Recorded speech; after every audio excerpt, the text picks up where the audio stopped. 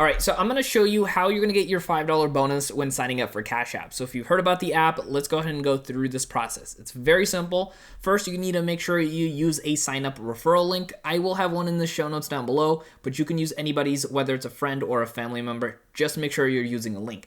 After you go through the process and actually sign up entirely with your information, then you want to make sure you add a bank account on file. So make sure you go through and either go through Plaid to add it automatically or do a manual add-in for your bank.